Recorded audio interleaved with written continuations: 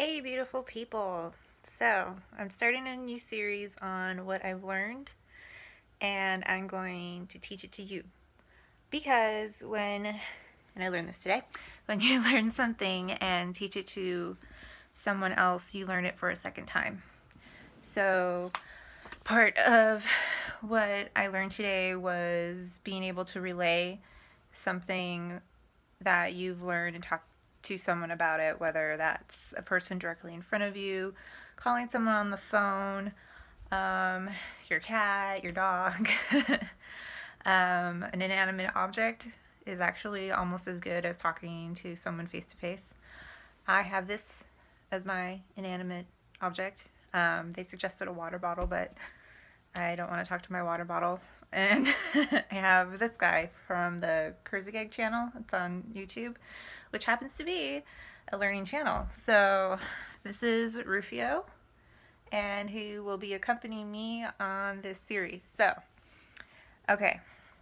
I actually was inspired to do some more research about speed reading thanks to my friend Frank Lavigne.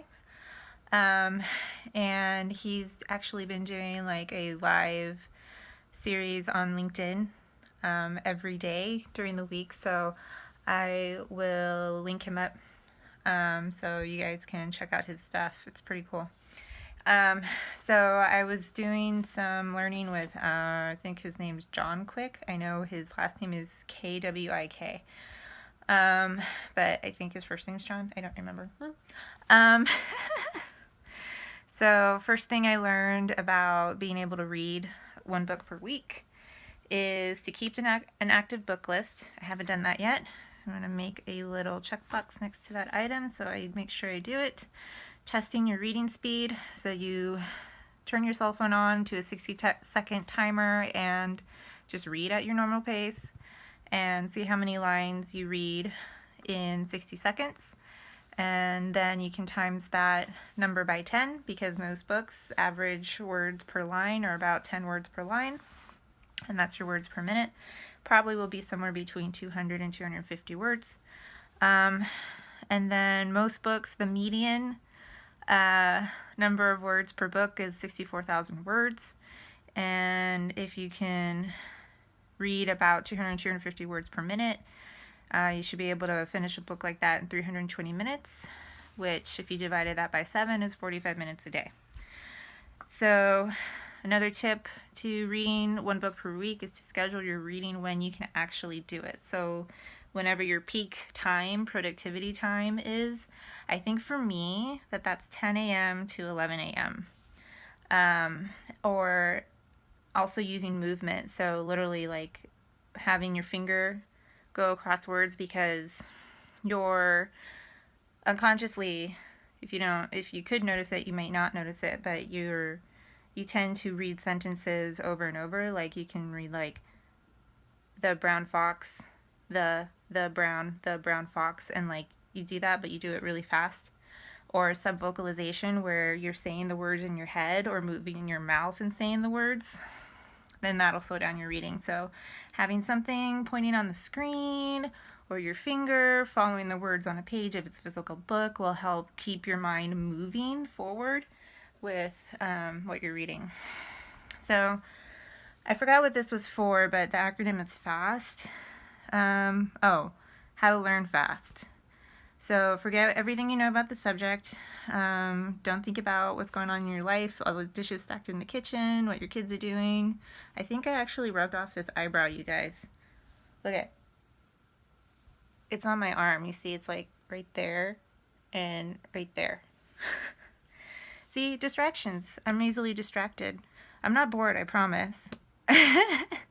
Be active. You learn by creating. So I watched another video on note taking. Basically, you take the left side and write your notes about what's actually being talked about, and then on the right side, you write down questions or your impressions of what you're reading, how you're feeling about what you're reading, how you think you will utilize it, how you think you would teach it. And that will keep you focused. What state you're in, info plus emotion. creates long-term memories. So changing your posture, changing your movement, having a sense of curiosity or a sense of like bewilderment, being okay with the fact that you don't know everything about everything, and then teaching, so putting yourself in a position where you're able to teach this to someone else. Another video I watched from Kwik was reading comprehension. There was 3 pieces to that. The 3 R's: read it, actually read it, with all the tips I had before. Relay it, talk to someone about it, which is what this series is about. He says do it for at least 3 minutes, but I watched 3, 4, maybe 5 different videos, so I get 15 minutes, okay? I'm just kidding. And then when you're taking notes, think about what you want to retain the most. Only, like, pay attention to the information that is most relevant. Not everything that is important that's written in a book. Some of it's just kind of like getting you to a point, to the point of that specific chapter. So kind of knowing what the author's main point is going to be helps you to prioritize what's relevant and what's important to remember so that you can actually recall what you learned. And then to make sure that you review your notes right after you've learned something. Go back and fill in the blanks and then teach it to someone. And then I also watched a video on the infradian rhythm, which is any kind of rhythm that isn't the circadian rhythm. But this particular speaker was talking about it. She's the author of In the Flow, which I think I have that book or one of her other books. But she was Kwik was interviewing her, and they were talking about how the female infradian rhythm is the 28-day cycle and how different phases of the cycle, which there are 4 phases, the menstrual, the follicular, the ovulation, and luteal phases all have different, I guess, energy levels that you have, or different like hormonal levels that you have, and that affects your energy and affects, I guess, what you can play to as your strengths or not so much your strengths that week. So menstrual is more like an evaluative period, kind of like going over past projects or team member performance and kind of evaluating. Follicular is more of initiation period, starting new projects. Ovulation is a collaboration time. And luteal is completing anything that you've started or want to like put the ribbon on and tie a bow and call it a day. So, those are the things I've learned. I am going to continue doing this and see how it goes. Okay, bye. Bye.